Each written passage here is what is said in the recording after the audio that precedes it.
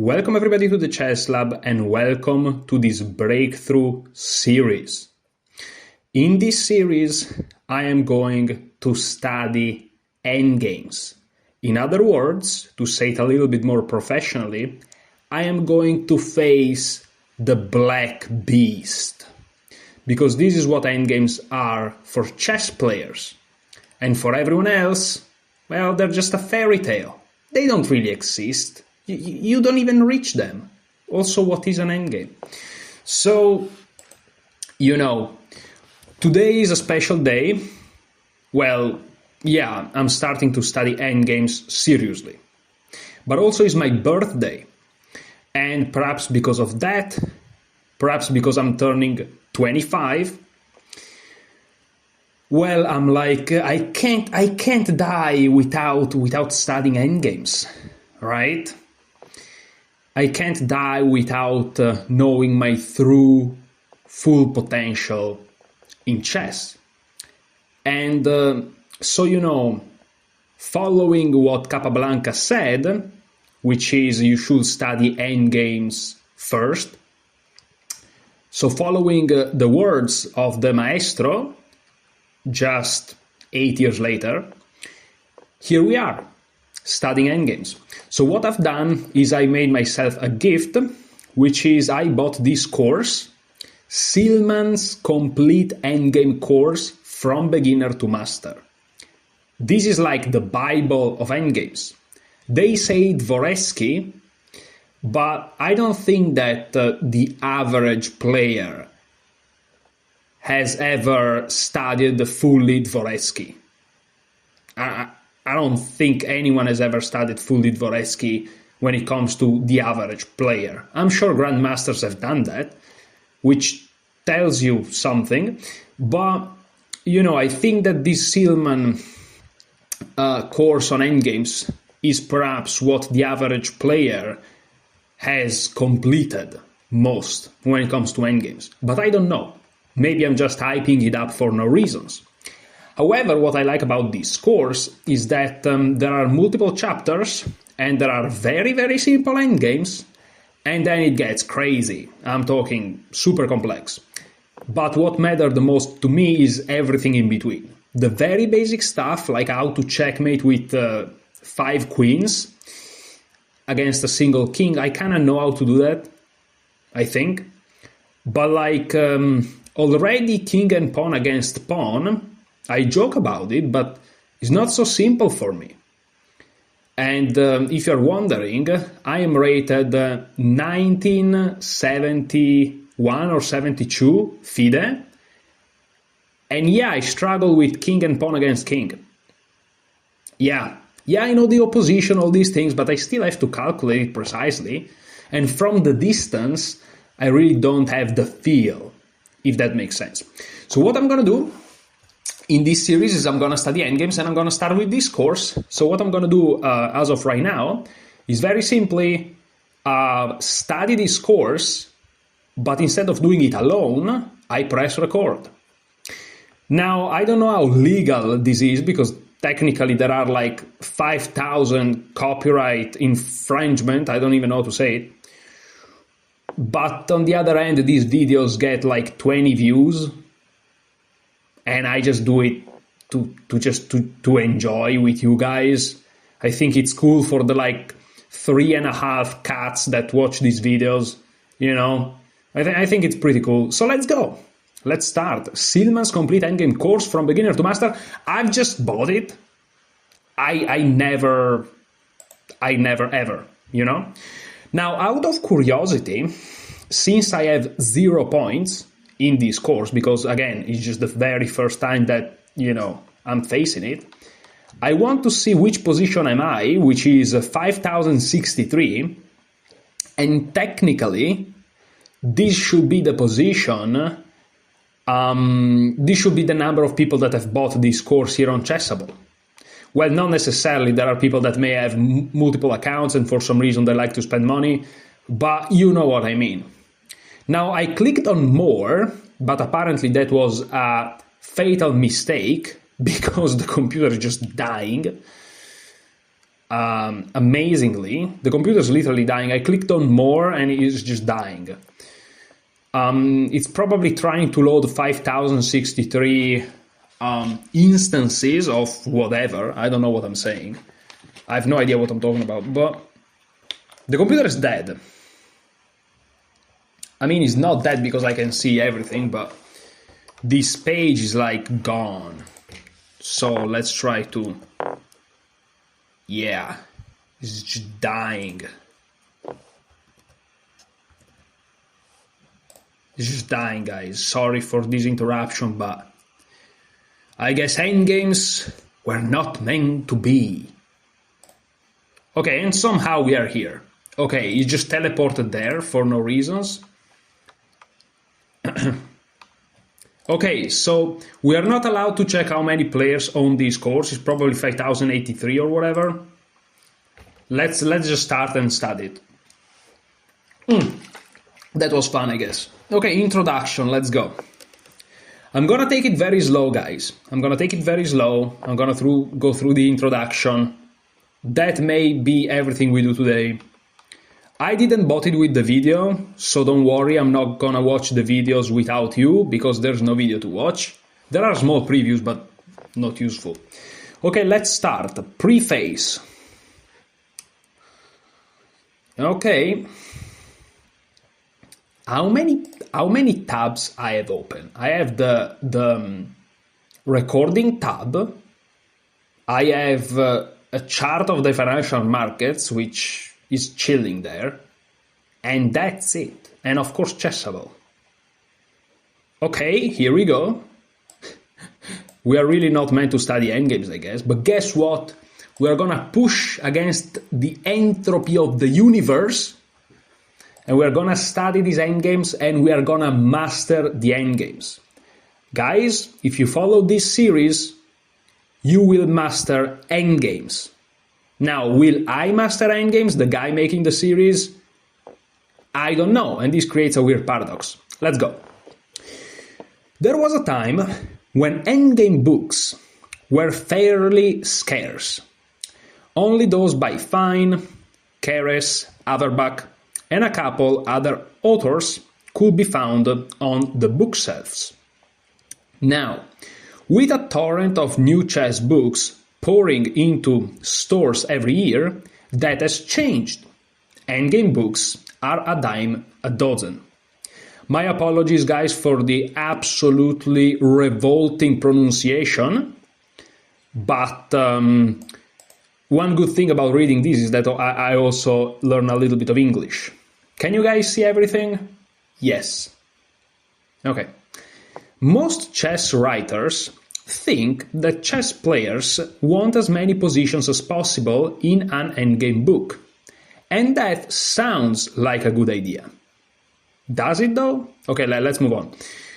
Give the chess hopeful the most bang for the buck. Okay. Stuff everything into one book. This would be reasonable for an endgame encyclopedia, and such books are good research tools. But must every chess author daze his readers with this kind of overkill?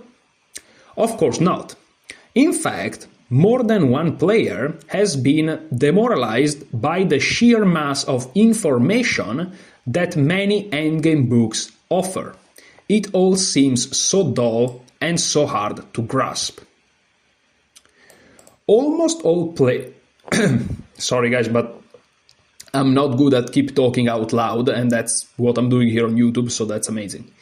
Almost all players who dream of endgame improvement... No. We don't want to improve at endgames, guys. We want to master endgames. We want to be 2000 FIDE level endgame maestros. I know 2000 FIDE is not master, but my endgame level is probably 1500 if I'm being like generous. So, almost all players who dream of endgame improvement experience the same frustrating scenario. They buy the latest critically acclaimed and usually overstuffed endgame title, open it up, hands quivering with the exciting prospect of gleaning arcane knowledge, and read the author's assurances that they now possess the book of ultimate endgame enlightenment. This was a very tough sentence to read for somebody that doesn't have English as the first language. However, after they spend a few days looking over several examples, they inevitably shelve it alongside all their other unread chess tomes. Pondering this common story led me to ask an important question. How can the whole endgame genre be done differently? That question led to Silman's complete endgame course, which stresses individual guidance and instruction, and yes, hope for players of every rating group. This book is designed to make players who are disgusted with endgame study feel that there is light at the end of the tunnel, and it assures you that you can become an accomplished endgame player with just a little effort. Okay? That sounds cool. By offering instruction that's tailor-made to fit a player's individual rating group and is in accord with that player's future goals, I make endgame study easy to grasp and extremely practical for players and coaches. Of course, each coach will have opinions as to what endgames are appropriate for each rating group, so personal adjustments can always be made. Nevertheless, coaches will find my book to be an invaluable teaching tool that they can use with confidence. Silman's Complete Endgame course is the endgame book that everyone always wanted but couldn't find. Now it's in front of you, and I hope it proves to be everything you always dreamed such a book could and should be. Jeremy Silman, Los Angeles. I think it's California. But if you're from America, you can't judge my geography, not knowledge, because you can't say knowledge. Okay, so that was great. So one thing I always do in the course setting, let me go out, Silman Endgame course, if it loads, okay. I always do quiz immediately, study all moves, review by course order, reps 1, depth, full depth, it's fine, fail on alternative good moves, even though on this course I may want to do retry. And schedule, I do custom, I do 1 hour, I do 1, and I do 1 week, because that's what I want. And also quiz time limit, unless the author specifies otherwise, I'm going to do unlimited, because I want to sit on the positions a little bit. So let's view this, let's continue, let's exit, and the first variation is done. Look at this. 1 out of 500, 498. 1 out of 500, we can say. And it took 30 minutes. Yeah, let's not do the math, otherwise we're gonna stay here for a while. Okay, let's keep going. Introduction, part 2, I guess.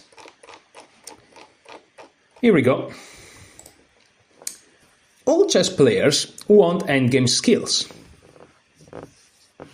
But doing the work to actually achieve this much needed knowledge is anything but easy.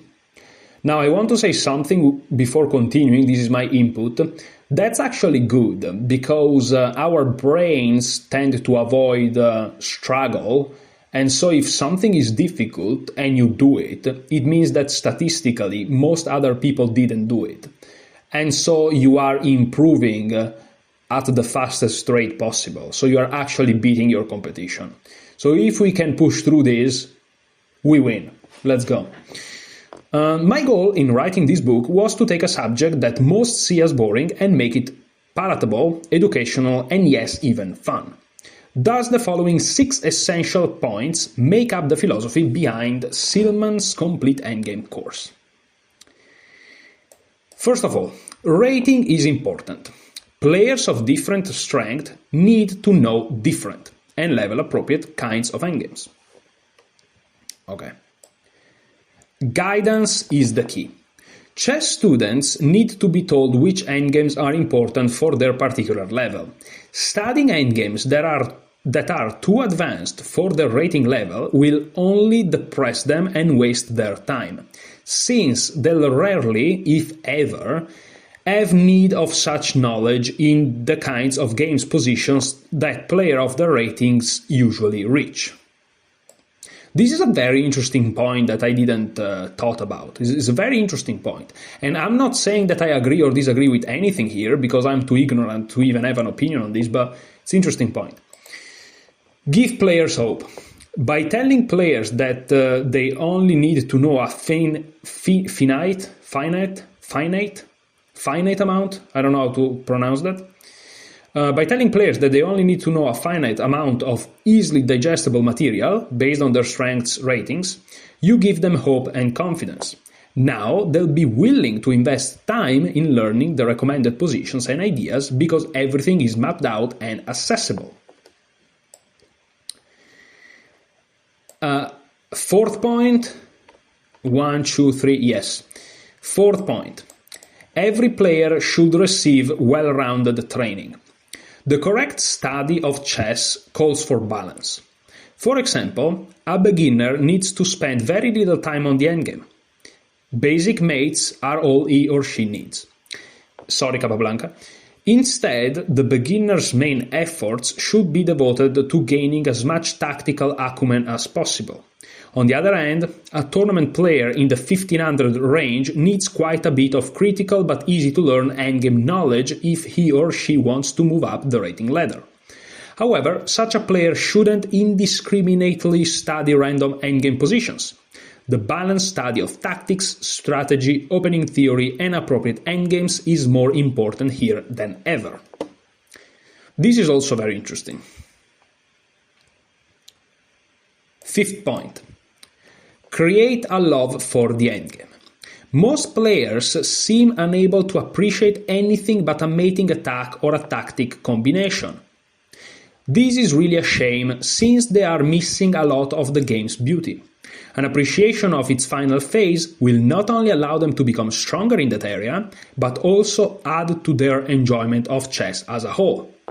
Now, despite I'm super ignorant in this, I'm sorry, but I'm just going to give you my opinion here. I agree 100% with this. As a matter of fact, when I was like 1500, 1600, something that pushed me a lot to push through, keep losing at the chess club, keep losing games and stuff like this, something that really pushed me was the fact that I enjoyed chess, and I believed, and I always believed this, that if I understand chess more, I will enjoy it more.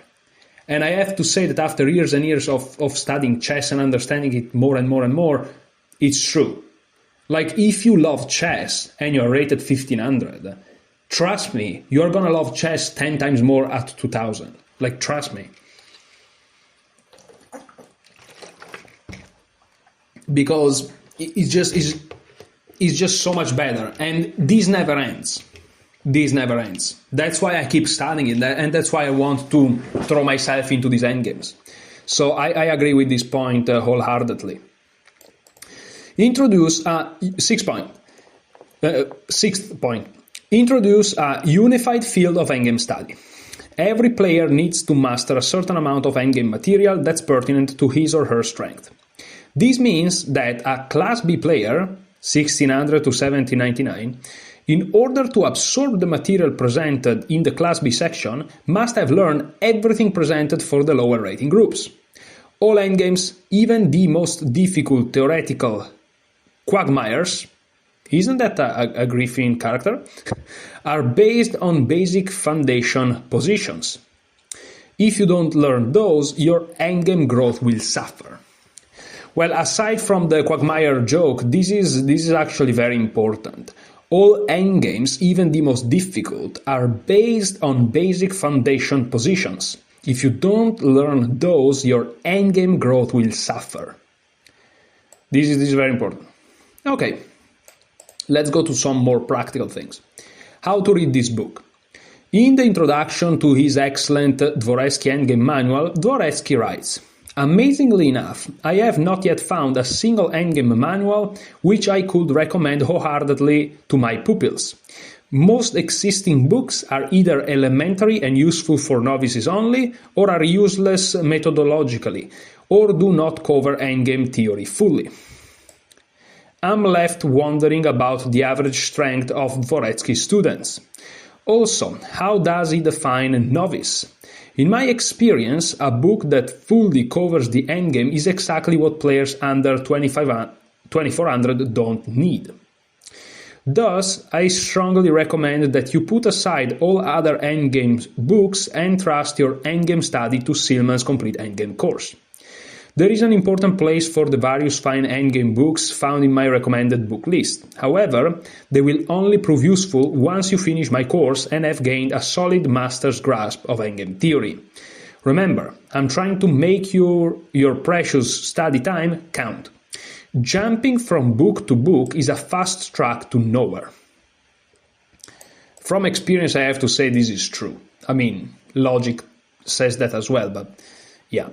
Silman's complete endgame course is not organized by endgame type, which is how it's been done in the past. Unfortunately, organizing the study of endgames by type ultimately fails the student by offering too much information too fast. Instead, I've divided my book by rating, by what you personally need to know so that your endgame IQ is equal to your overall playing strength. That's very interesting, by the way. I wasn't expecting this. But yeah, okay, makes sense. So it's not divided by type, interesting. For example, if you have just learned to play, all you need to study is the section designed for beginners, part 1. After mastering the material there, put the book away and spend your time studying tactics and a few strategic concepts. Once your overall strength tightens up and you feel you're ready to break into Class E, reopen this book and master the material that's been designed for players rated from 1000 to 1199, part 2. Then repeat this process as you move up the rating ladder. If you already possess a high rating, let's say Class B, part 5, you must make sure you completely understand everything in the earlier sections before tackling the B material. Don't worry guys, I'm gonna start from the very beginning and I'm gonna move up. So no matter your rating, actually if your rating is high, you're gonna get bored. I'm gonna get bored in the very beginning probably, but I'm gonna go through the whole thing. So don't worry, if you're very low rated, don't worry, I'll cover everything. If you already possess a high rating, let's say Class B, you must make sure you completely... Okay.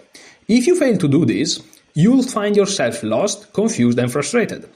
Patiently go through each part of the book, up to or at most one part above your present rating. Make sure you thoroughly understand the lessons in each part of the book. Memorization is a very poor substitute for true understanding.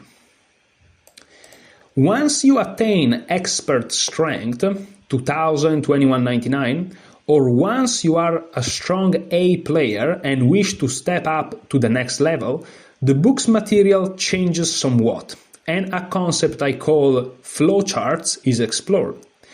Nothing in this section will make sense if you haven't carefully studied and absorbed everything I presented earlier. Okay, very interesting. Flowchart, I have no idea what that is. I don't even know what my level is. Because the classes, I think, is an American thing, and I'm a FIDE player. But despite that, it's like my endgame knowledge is so bad. So, okay.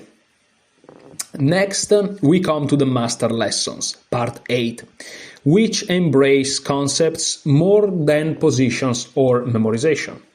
Oddly, I think Class A players and experts can get a lot out of this section. So feel free to leap ahead and read it if you have already reached these levels. Okay, perhaps I'm a Class A player. That's in Italy. That's the highest class before candidate master and stuff. Part 9 is endgames for pure pleasure. Here, anyone of any rating can enjoy the comic look of entombed or dominated minor pieces, tactics in the endgame, and a study of the 5 greatest endgame players of all time. You might not necessarily understand all of these sections' nuances if you are of less than expert strength, but that shouldn't prevent you from deriving a good deal of pleasure from the examples. When studying this book, please remember that I've deliberately left out many endgames. Why? Because I don't feel they are important to players under the 2400 level. For example, I heretically decided not to include Bishop and Knight versus Lone King, because it's far from easy to master and it occurs very rarely in over-the-board play. Again, in my ignorance, I'm gonna say I love this simply because I don't want to study it, but I also get the logic. In Silman we trust. In fact, I only got it once in my entire career, while International Master John Watson and International Master John Donaldson never got it at all. Is such a rarity really worth the 2 or 3 hours it will take to learn it? I say no. Ultimately, this is what Silman's Complete Endgame course is all about: learning what's useful and devoting the rest of your precious study time to other areas of the game. Okay, so this is very, very interesting. Let's go back to the chapter. Let's view this. Let's continue. So the second line is done. Okay, now before going to the acknowledgements and keep going with the course, I'm gonna pause for a second and I'm gonna make myself some food. I'm gonna come back and I'm gonna resume this beautiful experience in studying endgames. So you guys will give me, well, you'll give me a second because I'll just interrupt the video. So see you guys in a second. Okay guys, I'm back. I'm gonna have to do some bricolage in the recording because there are so many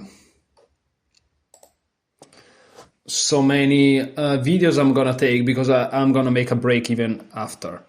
Okay, so this book, you can't see it properly. Oh, sorry guys. I have to do it the usual way, okay.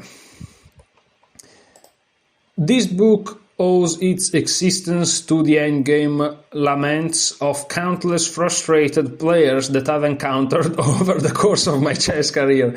That's not the acknowledgement I was expecting.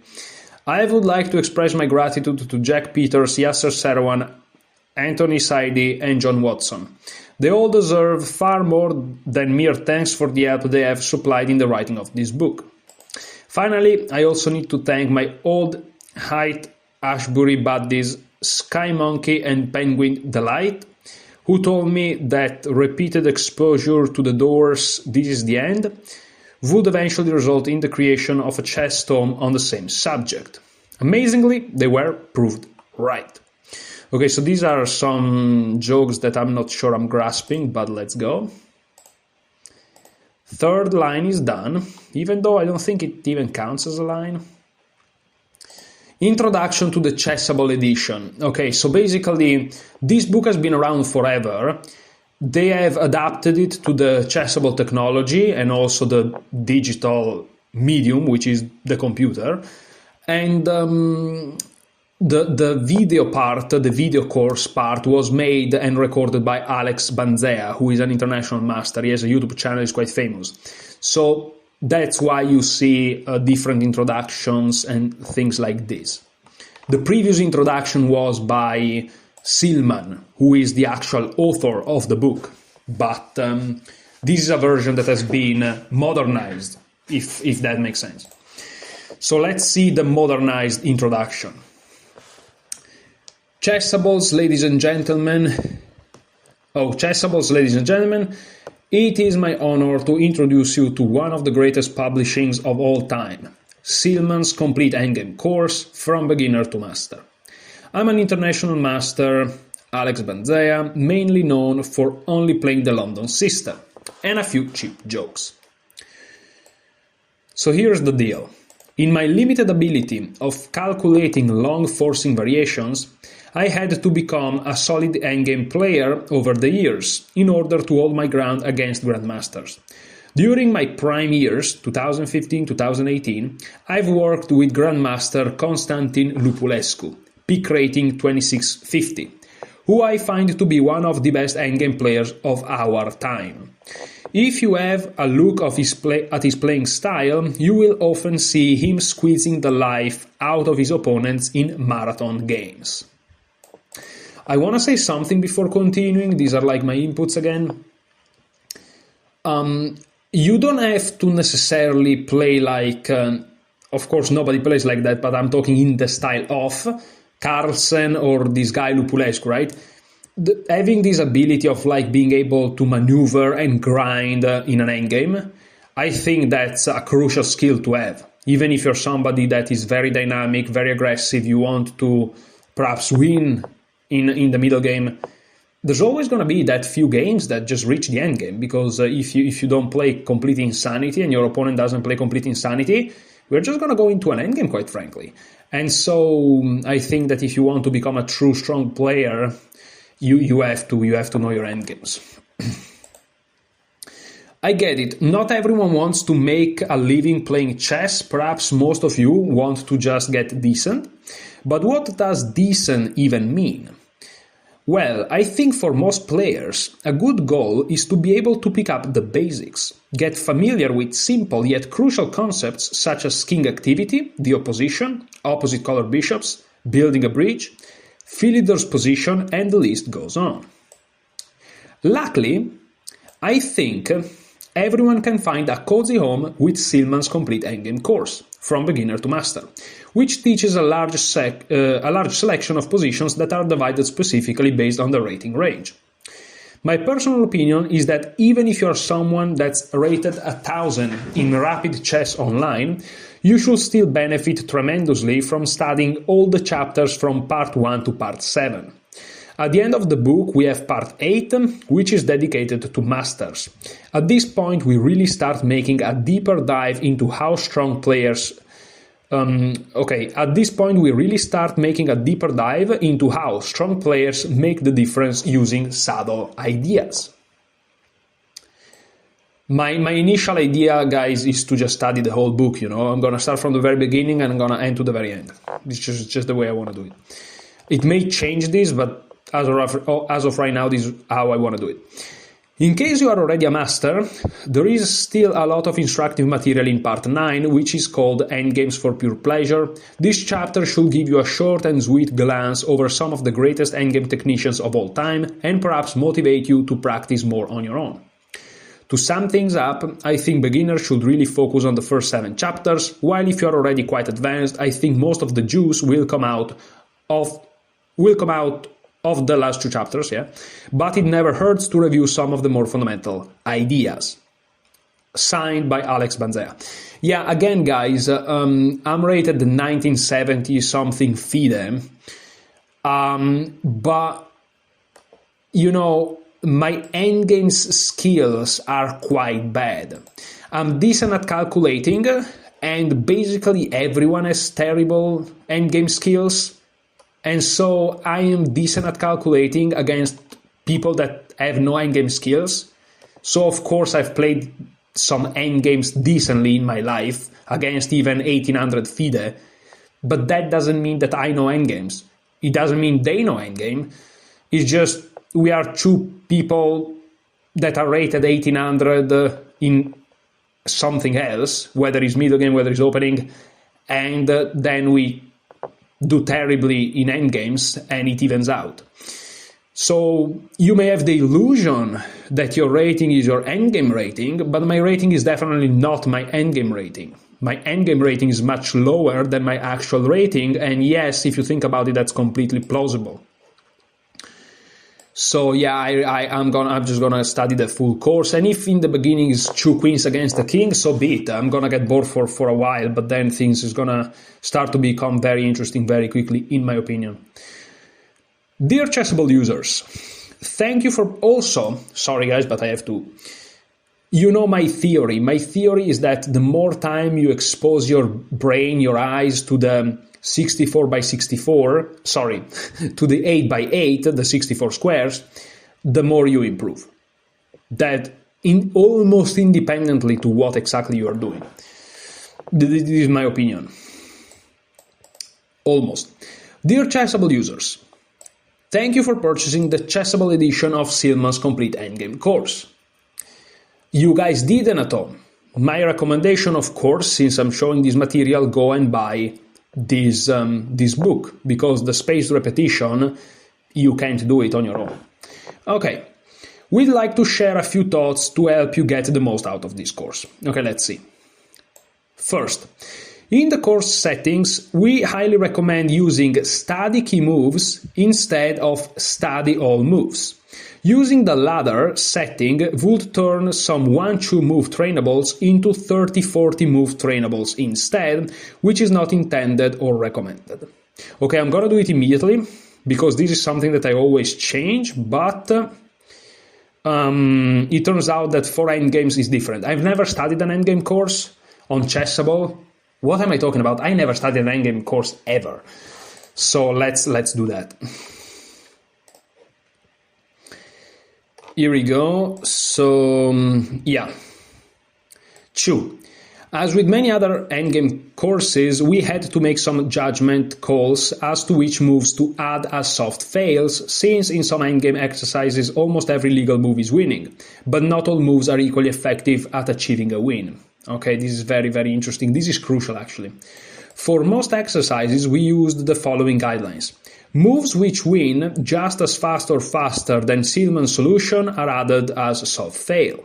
Moves which win but are slower than Silman's solution are only added as soft fail if they follow the same technique that Silman advocates. We hope the above is helpful for you as you go through this course. If you find any issues with our implementation of this book, please leave a position comment or a comment in the course forum so we can look into it. Good luck and have fun with Silman's complete endgame course, the Chessible team. Yeah, the last point is of course the main criticism that basically everybody, if you have read in your life some Chessible reviews, and we made the first chapter, the main criticism that people have against endgame courses on Chessible is exactly that, the soft fail. Because on one side,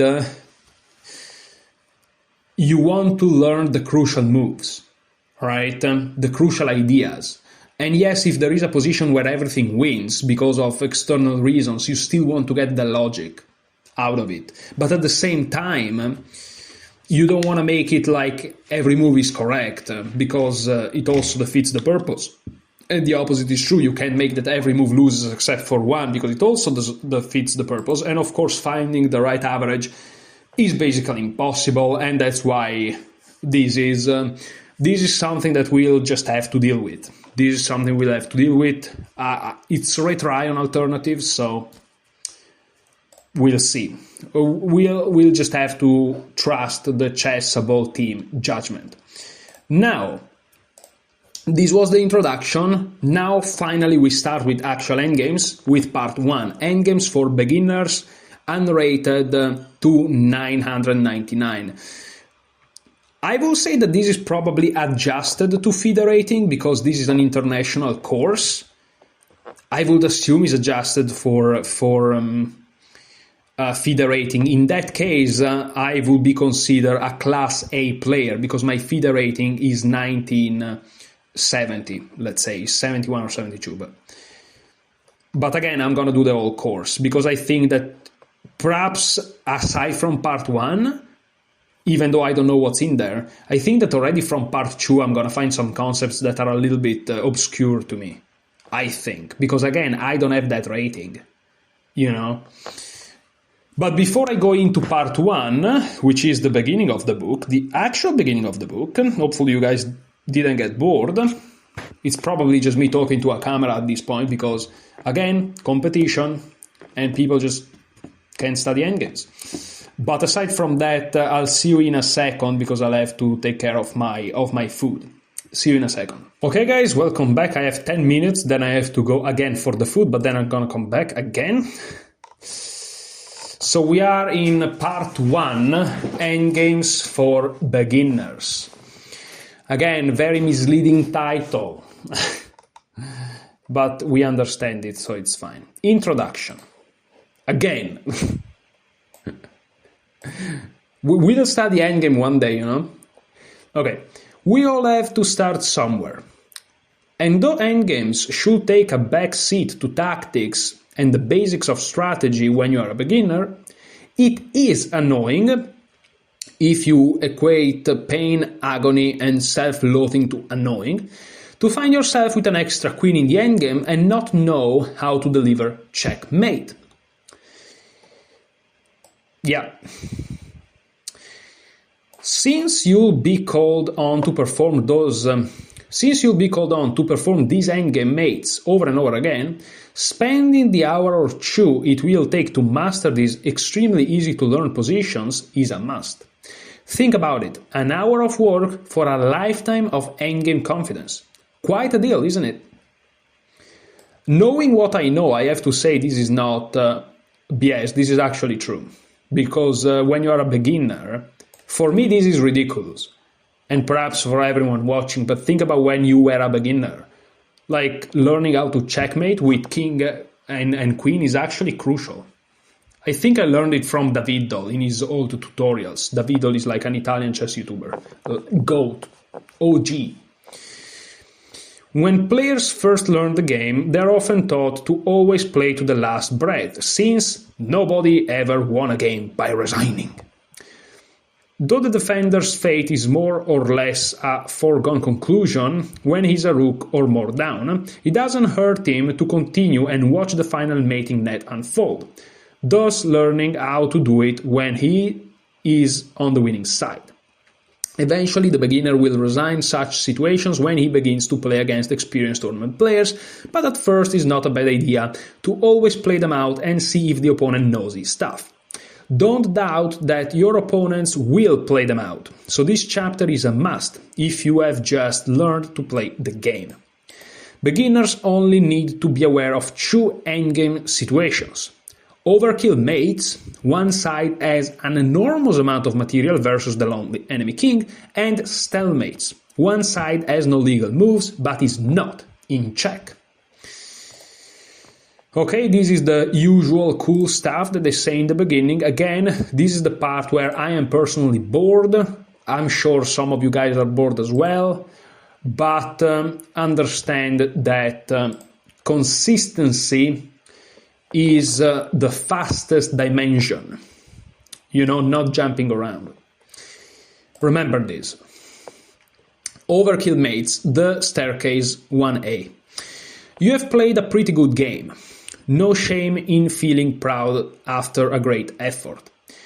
Though you were not able to get an early mating attack, you picked up some extra material and, as the game continued, added to your booty until... I thought this meant something else, but okay. Until you found yourself way ahead. Trading and more devouring of enemy units ensues until an overkill endgame is reached. What do you do now?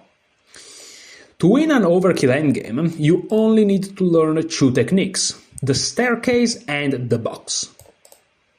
I have no idea what he's talking about, by the way. The staircase.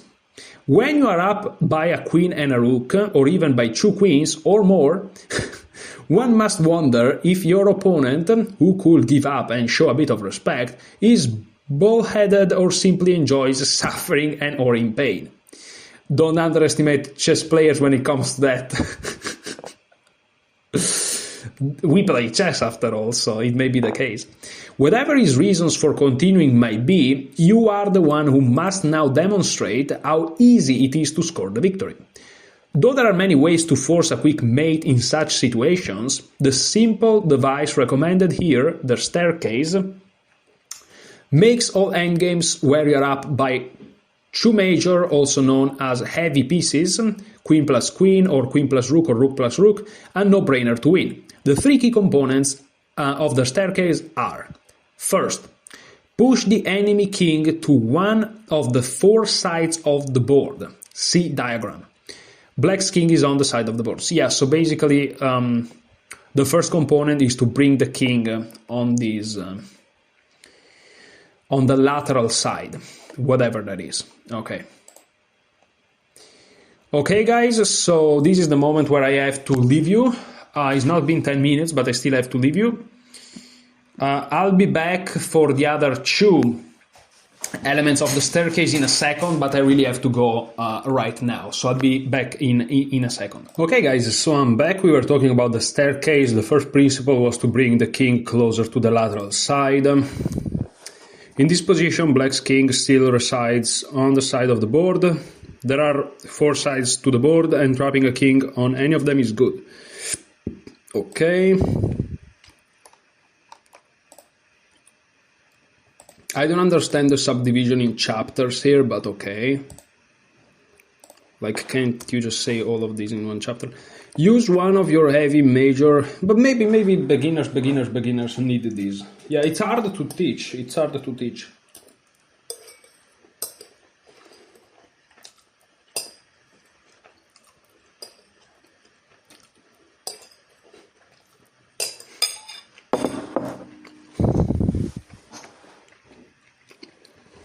Use one of your heavy major pieces, rook or queen, to cut the enemy king off from a rank or file.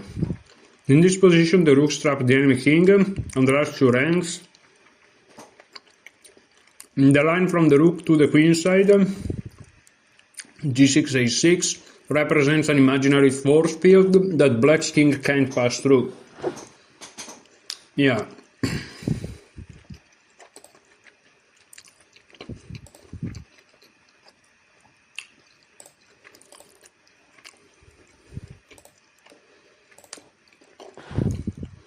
Queen f7 check. Use the other major piece to check the king of the next file or rank. Here, white has just played queen f7 check. Black's king can't move forward in the middle due to the rook's force field. Thus, it must step to the board side. After king c8, or the other 2, it doesn't matter, the queen now stops the king from moving forward. This frees the rook from king-containing duty, allowing it to administer the final blow with rook g8, checkmate. Note how the movements of the rook and queen resemble steps up or down a staircase. Repeating this information in paragraph form. As in almost all mating endgames, you need to push the enemy king to one of the 4 sides of the board. The point of the staircase is to use one major piece, rook or queen, to keep the enemy king from stepping onto a rank or file. Then the other major piece will give check along the next rank or file, forcing the target king to step closer to its doom on the side of the board. Play over the positions in this section quickly. It's not rocket science, so there is no need to ponder it, and the staircase will rapidly become ingrained in your mind. Okay.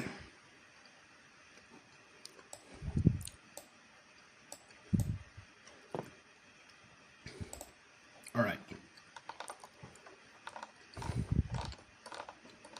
Okay, there are puzzles, so no, because I was wondering if I have to click on learn or I have to do what I'm doing. I'm still gonna do what I do.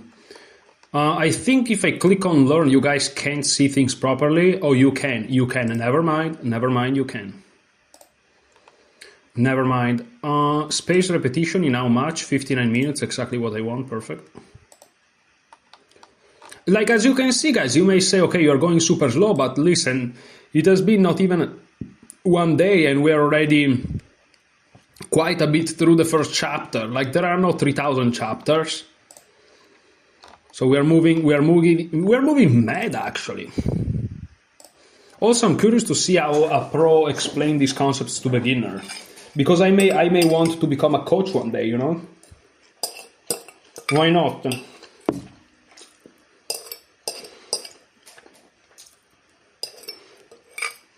So this is useful. You never know, guys, you never know.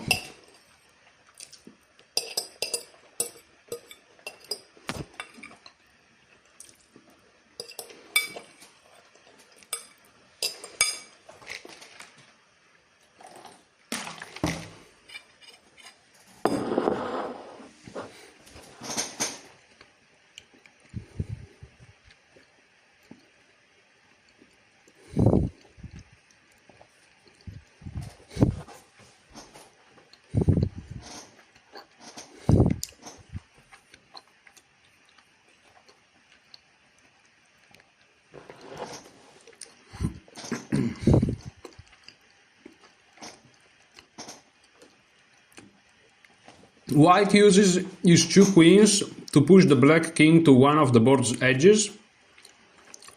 Once there, it can step backwards out of harm's way, where it will be mated.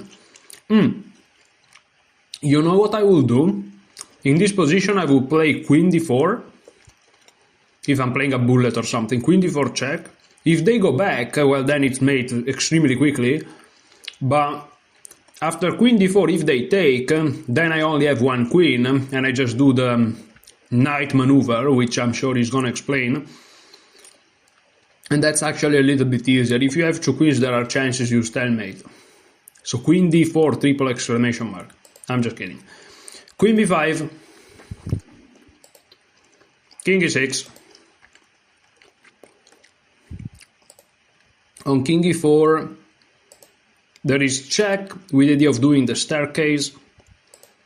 The quicker queen e5, king f3, queen b2 e2 mate doesn't follow the advocated stairway method, so we'll pretend it doesn't exist and stick to our theme. Trust me, nobody cares if you mate in 3 or 5 as long as you succeed every time.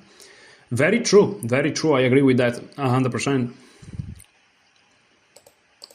So check, king moves, check, king moves, check, king moves, checkmate. So yeah, again, even when I'm solving the puzzles, just remember, for example, here queen a6 is probably the move. Yeah, queen a6. Even faster, note how black's king can move up to the 5th rank, since the queen on b5 controls all the stairs, the squares. Even faster is check, check, checkmate. But this has nothing to do with our recommended, easier to learn technique. Yeah, I agree. I agree, I like this. Check, black's king is forced back to the last rank. Checkmate. Okay, remember, the 2 ways you can botch this endgame are to give your queens away, which is what I would have done. 1970 feeder, ladies and gentlemen, moving mad, in a bullet though, with time pressure. Or to allow stalemate, but I wanted to try to avoid this. Avoid these things and you'll win every time. Okay.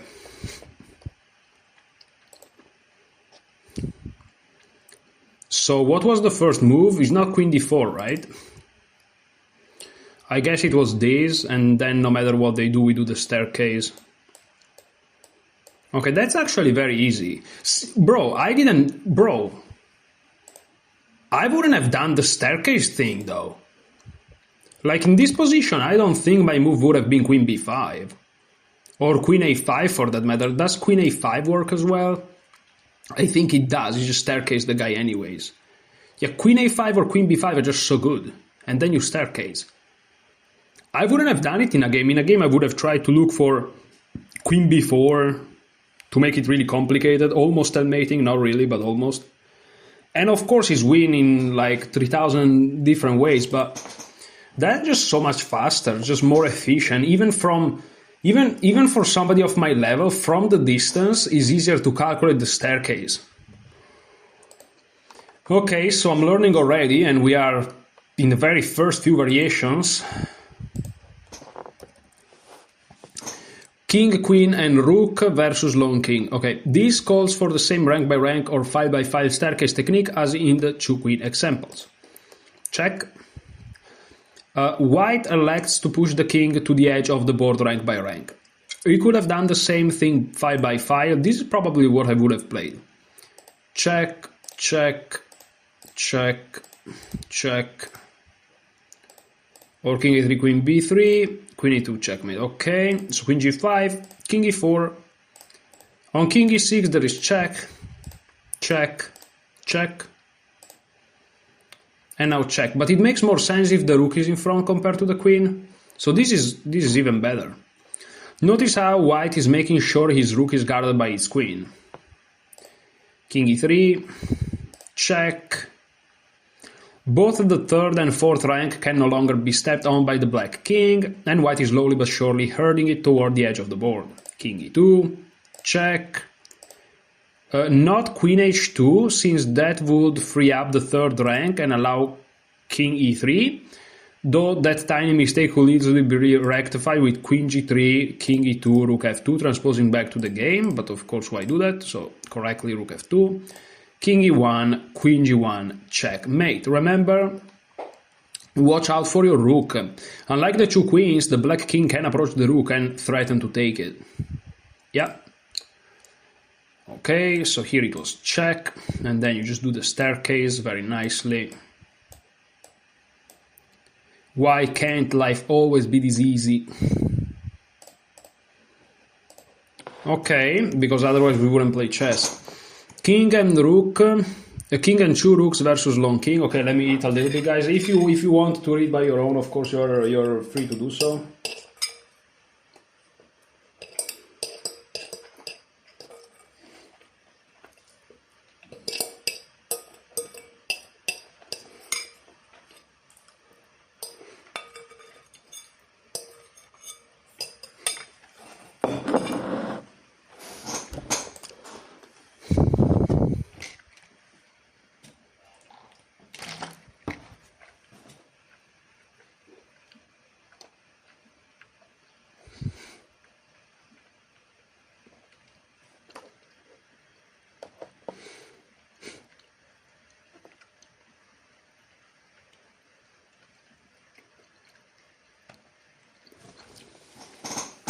Once again, the stronger side should push the opponent king towards the edge of the board, since once it's there, it can no longer step backwards out of harm's way. Of course, this example is harder than the previous two, since the king can approach white's rooks and threaten them. The plan is as follows. Take 5 ranks away from the enemy king while pushing it towards the side of the board, and keep your rooks as far away from the well-guarded monarch as possible. Your goal, trapping the king on the side, mixed with patience and safety, will always get the job done. Useful advice, keep your rooks as far from the enemy king as possible, that way the king can't attack them. King d3. Now, Black's king can't cross over the e-file, since it's controlled by a white rook. Also possible, king f3. When rook f2, king takes f2 is the stuff of nightmares. However, mate will occur fairly quickly if white remembers to keep his rook far away from black's king. So in this position here, after king f3, not rook f2, but rook g8. King f2, rook e7, and you are setting up the staircase. Rook f8, because if you do it the other way, you can still do it, but it's forever. And not rook g to e8, since then our staircase footwork wouldn't be possible. King f3, check, check, checkmate. Okay. King d3. I can tell that for a beginner this is extremely difficult. A beginner that needs to know this is actually difficult. Genuinely, this is difficult.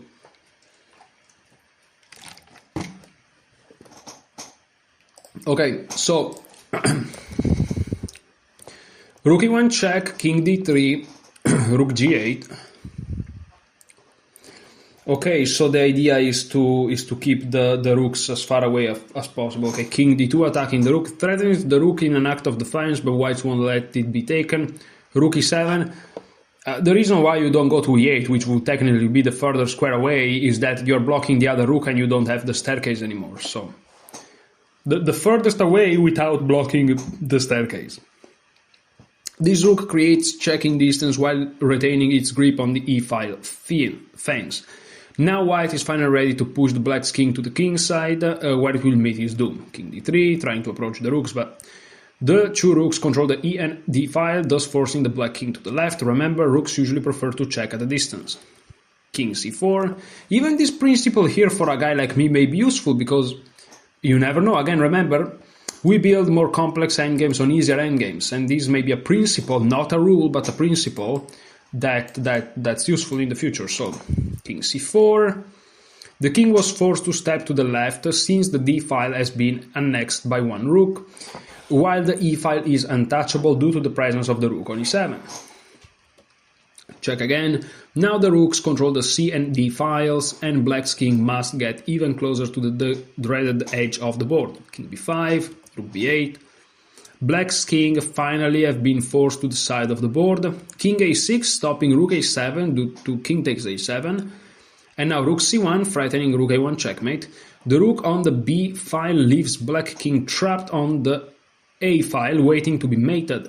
Now the other rook steps a safe distance away from the enemy king in preparation for the final soul-destroying check. God damn, Silman, chill out, dude. King a7, the inputted king threatens the other rook too. Rook b2, of course, the further square away without blocking the staircase. Both rooks are out of the black's king reach and mate can finally be administrated. King a6, rook a1, checkmate. That's it for the staircase. Play around with it a bit more, and when it becomes mindlessly easy, move on to our next technique. Okay. So let's start with the staircase. Let's start with, was it rook e1 the first move? Yes. Now we cannot do this, so we want to do the staircase, which would be this, right? But we want to do it in the furthest square way possible. The king attacks us, so again we want to do the staircase, but the rook's under attack. If we do it here, well, they can attack us again, it's not efficient, so we want to do it not here, because that's not a staircase, here. It's the next best move. This is simple, this is the simple part. Okay, now be careful, we cannot just play rook a7, so we go to the furthest way possible to do the staircase. Attack the rook, we go again, of course. All of these moves are the same. This wouldn't because king a6, but rook b4, rook b3, rook b2 are all the same, but you want to go to b2 to keep the right way of thinking. So hopefully that was clear. And now let's go through a new concept which is called the box. What is the box? I think he's gonna start to talk about the knight maneuver, that's how I know it. The box is a very important endgame idea, and chances to use it will occur remarkably often throughout your chess career. Keep in mind that the box isn't always the fastest way to mate, merely the easiest to learn. In the case of both king and queen versus king, and king and rook versus king, the goal is to imprison the enemy monarch in an ever-shrinking box. Let me reposition myself, okay. The point about using both king and queen to force mate is an important one. Chess is a team game where your pieces depend on your whole army to get a job done. Since a lone rook or even queen can't mate the enemy king, you will have to get your king involved if you wish to score the full point. In most endgames, basic and complicated, king participation is a huge part of a successful winning campaign or defensive stand. 2 mandates for a successful box. 1. Use your king. In this position, white can't mate without the aid of his king. Thus, he needs to march it over to the queen side immediately. Useful advice, a lone queen can't mate the enemy king. Unlike the previous cases of 2 rooks versus king and 2 queens versus king, white's king must join in the hunt or mate can't be achieved. These are quite simply absolute facts. The box 2, let's keep going. Trap the enemy king in an ever-shrinking box and then slowly but surely tighten it. White has just moved his queen from g6 to e6, taking a whole group of square away from black's king. After king to b5, king to d4, queen b4, queen b6, one can see how quickly the box shrinks. Mate follows. King a3, king c3, king a4, or king a2, queen b2, queen b4. Fair enough. I think the move was king to d4 to shrink the box. Shrink the box, and the box shrinks to the death. In this position, black's king is trapped on the A and B files. However, by playing rook c3, the king's available territory shrinks into a small box on a2, a1, b2, and b1. Notice that white's king firmly defends its rook on c3. Remember, if you have a rook, make sure the enemy king cannot capture it. Okay. Alright, let's create the box, let's keep going. Queen e3. This move immediately traps the black king in the box. Remember, black's king can't step into or over the invisible lines that the queen creates. Of course, queen e3 isn't the only way to win. One other way, though there are many, some are faster, one other way is, okay, though there are many, some are faster, but this doesn't concern us since we want to stick with our box theme. Okay, another way is queen to g4, creating a box from g4 to a4 and g4 to g8, king e5, king g2, king d5, queen f4, tightening the box, which now runs from f4 to f8 and f4 to a4, logical, king e6, queen g5, black's world continuously shrinks, king d6, queen f5, king c6, queen e5, king b6, queen d5, king c7, queen e6, king b7, queen d6, king c8, or on king a7, queen to b4, king a8, and now white rushes his king up so he can have deliver mate. King f3, checkmate, okay. But we were back to this position. They played king to c8, so we play queen e7, king b8, and again, and now that the black king is trapped on the back rank, or one of the four sides, remember the principle number one, white need only swing his king over to end the game. Okay, king f3, mate. Okay, but back to the game. Remember, we were starting in this position, queen e3, now the king goes to c4, and now king to g2. Yeah, so basically, if you notice, they are basically positioning the queen one knight move away from the king, and if the queen is one knight move away from the opponent king, well, you could go queen d2 and shrink, but I guess it just comes closer with the king. White's king rushes up so it can help its queen push the enemy monarch to the edge of the board. King d5, king f3, king c4, king e4. So basically every time the king is in... Okay, I'm understanding now. Depriving the black king of the use of the d5 square. King b4, king d5. The poor black king is running out of options since white's two pieces are taking more and more squares away from it. King b5, the end comes even faster. After king a4, king c5, damn careful to the stalemate, guys. King a5, queen a3, check. Okay. Queen b3, check. King a6, already trapped to the side, the end is very near. King c6, white's king must come close so he can support the queen final move. King a5, trying to escape, or king a7, queen b7, queen b5 mate. Study this endgame carefully until you can easily checkmate your friends and your computer from the starting position of this exercise. Okay. So queen e3, and here what do I do? Do I go here? I don't know, I don't remember what the move is. Perhaps king to d5. If I play king d5, let's see. Yeah, it's correct. Okay, now check. Checkmate. Okay, I couldn't remember the move, quite frankly. I had to calculate a little bit. But because, again, of course, everything wins, but is about, then alternative, mistake, all these things.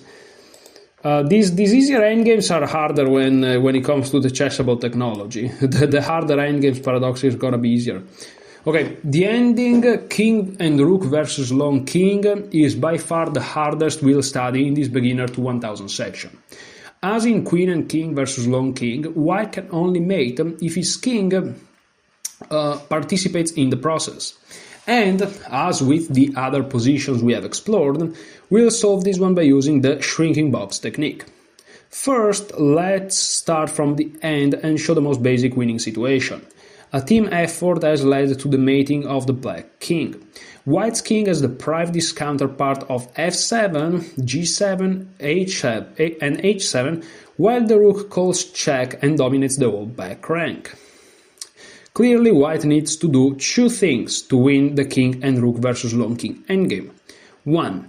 He needs to employ both his king and rook. The lone rook can't mate the enemy king. 2. He needs to drive black to the edge, any edge of the board. Alright? That's fair enough.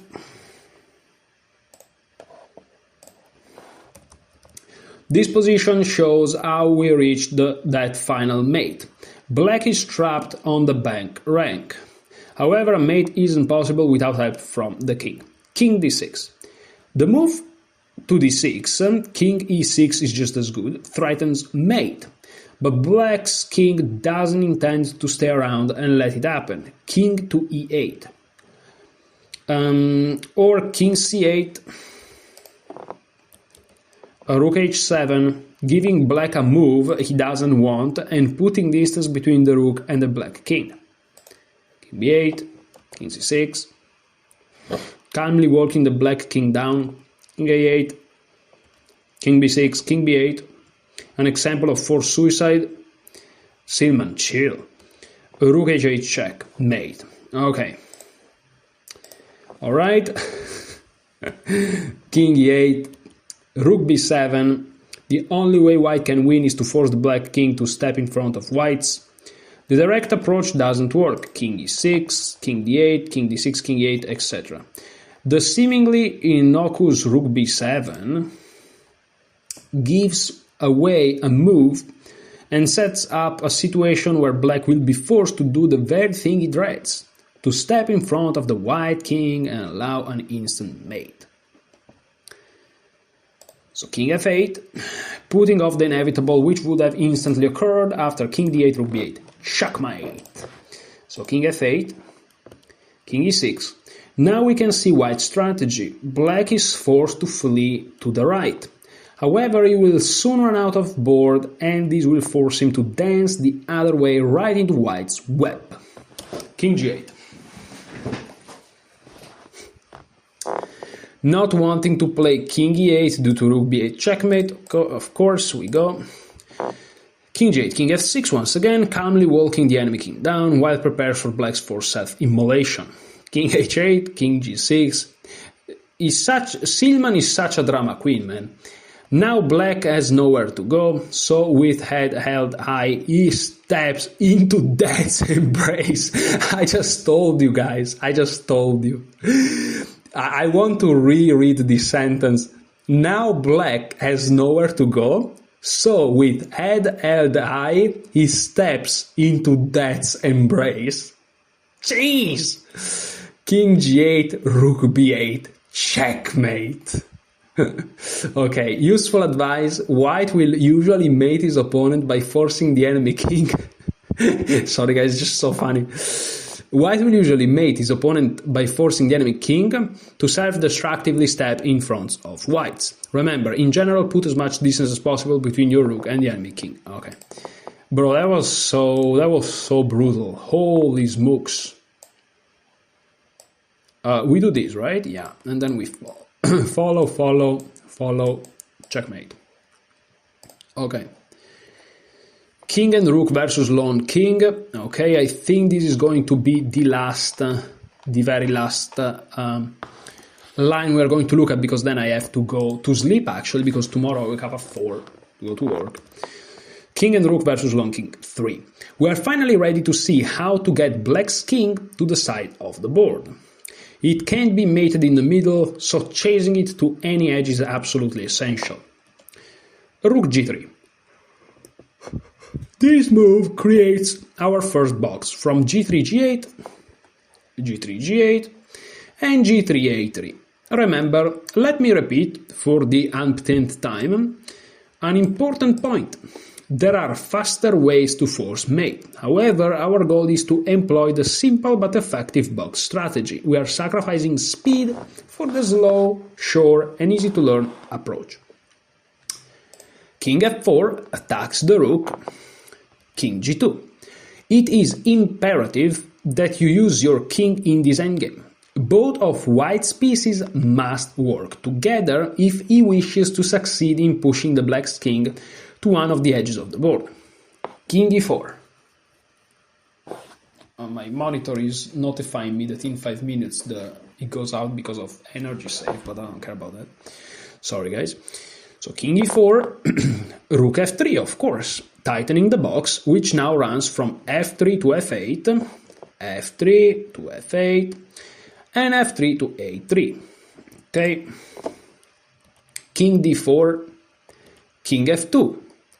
Rook e3, that would be a massive blunder, tightens the box again, but also allows the unfortunate, quote-unquote, king takes e3. Yeah, don't allow that. Don't allow that. Don't leave your rook hanging.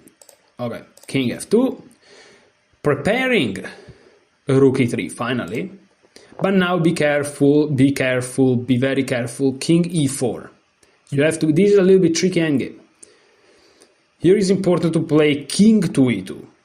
White's king, which will take squares away from the enemy monarch and will defend the rook, always wants to be right in the midst of the action. Because if you play rook to e3 check, the king goes to f4 and it just confuses you. Because it just goes back. It's still gonna work, obviously, but because everything works, but you know, you just want to follow the logic. So you know. Box, defend the rook, box, defend the rook, improve your king, king d4, no better is king e5, king d3, king d5, rook f5 check, king e6, king e4, king d6, rook e5, when white returns to the same kind of box tightening that we see in our main line. Yep, so king d4, rook e3, you will be getting a feel for the method by now. Shrink the box with the rook, move the king, shrink the box with the rook, move the king, repeat until mate, of course. Remember, white is not in any hurry, just follow the prescribed process and the game will literally win itself. Useful advice. In general, you want to keep your rook as far away from the enemy king as possible. One of the few exceptions is when you are creating boxes in an effort to push the enemy king back to one of the board's corners or sides. So let's keep going. King c4, rook d3, of course, the box shrinks, forming a new and rapidly shrinking box from d3 to d8 and d3 to a3. Okay. Let me fix the camera a bit. Okay. So king b4, don't play king c3, sorry, don't play rook c3. I was about to play it in my head, but then I realized, oh wait, I just blundered the rook, so don't do that. So king e3, going from this side, I guess that king d2 and king c2 also work. But king c4, king e4, as before there are many ways to win. Don't screech that your computer announces a faster mate. The word faster has absolutely no meaning in the present context. But putting the white king in the enemy's face is always a good idea in this particular endgame. Yeah, this also is coherent with the concept of opposition, which is going to be expressed later, of course. So king c4, rook d4, shrinking that box, king b5, king d5, here we go again. The white rook and king join forces to dominate black only existing unit. King b6, rook b4, only existing unit, hear him, hear him! King c7. Black doesn't want to play king a5, king a6 or king a7, since that will instantly trap his king on the edge, something he is trying desperately to avoid. Here, of course, king c5 defends the king, and after the king moves, you play, well, you just shrink the box, yeah. I was about to complicate it more of what was needed. Or just move the rook, yeah, and then keep following. So king c7, one sample, king a6, king c6, king a7, king a5, rook c4, checkmate. So king a6, king c7, king a7, rook b1, and black's king will soon be forced to commit suicide. Again, thank you for your kind words, Mr. Silman, appreciate it. Damn it. And okay, Oh, I'm moving a little bit too much. King d5, king c7, okay. Rook b2. A quiet move that forces black to move to the bank rank or step in front of white's king. Naturally, rook b5, rook b3, or rook b1 would all have the same effect. That's why the chessable technique is tough, because like how do you encompass all these moves? But king d7, rook b7 check, black is finally forced to the edge, king d8, and now king d6, we know the drill. King e8, or king c8, rook b6, when black must commit suicide by king d8, rook b8, checkmate. Here we go. King d6, king e8. After king e8, black's king tries to avoid stepping in front of white's king, but it soon runs out of board and must embrace Armageddon against its will. Rook a7, if they go back they get mated, so they go on that side. If they go back they get mated, so they go on that side. We follow them. They go on that side, and now they have to go back by force, and now they get mated. That's it. You now know the winning idea for all overkill endgames. Very nice, very nice, very, very nice. Okay. Stalemate alert. Okay, let's do this as well because I have some time. Okay, when I played in my first tournament at age 12, it suddenly occurred to me that I didn't know the difference between checkmate and stalemate. Later in life, I got a long-distance phone call from a couple in New York who had somehow found my number. It seems they had a disagreement over what a checkmate and stalemate were, and had placed a bet. The man was positive that he was going to win the wager, and he was stunned when I explained that he was completely wrong. Just in case you are suffering from the same confusion I and that couple did, let's clarify both using black as the weaker side. I was about to make like a nice joke. Stalemate. Black's king is not in check. But there is no legal move on the board that will not result in the king's capture. Since you are not allowed to purposely place your king on an attacked square, a state of stalemate is said to exist, and the game is declared a draw.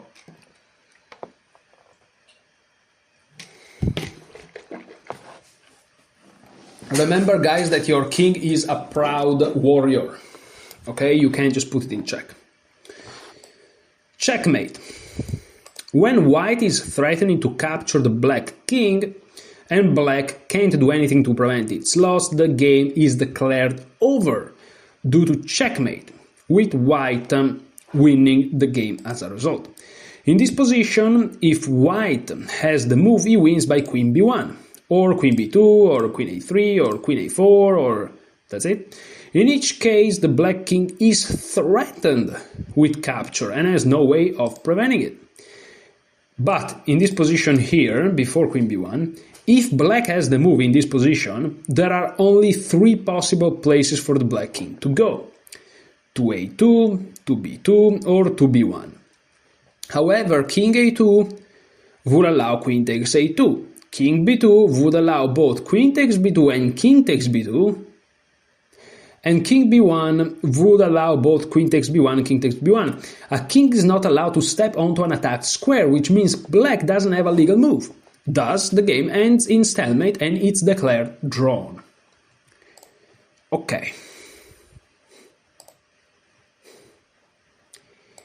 Checkmate. Okay, so I'd say that we can end it here. I would really love to go through 1, 2, 3, 4, 5 of these, but I'm afraid especially summing up is going to be quite long and leave the test for tomorrow. But guess what? I'm gonna call it a day here. This is a pretty long episode. I think the total amount of recording I've done is like 1.5 to 2 hours. I don't know the specific number because I've made multiple recordings, but definitely quite a bit. So that was episode number 1 of Endgame Mastery, the magic the magical YouTube playlist where we bring you from being an absolute noob that doesn't even know what an endgame is to the ultimate master of the final phase of the game. Thank you so much for watching, guys, and enjoy your chess.